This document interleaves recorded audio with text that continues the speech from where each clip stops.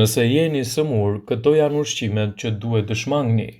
Ushqimet mund të jenë gjëja e fundit që do të donit kur luftoni me gripin ose me dhimbjet e barkut. Megjithatë, është shumë e rëndësishme çfarë hani kur jeni sëmur, pasi ka ushqime që mund të përkeçojnë gjendjen edhe më shumë.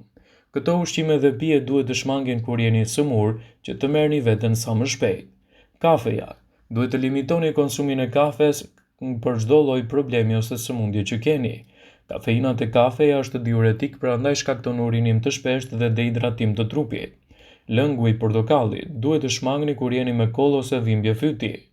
Ëmbëlsirat duhet të shmangni kur keni çfarëdo lloji sëmundje, sidomos dhimbje të barkut, pasi ndikojnë negativisht në shëndetin tuaj, citon Brightside. Shmangni pijet e gazuara, pasi mund të shkaktojnë fryrje dhe dehidratim. Alkooli gjithashtu duhet të evitohet nga dieta juaj, pasi mund të shkaktojë dehidratim dhe të rrisë problemin.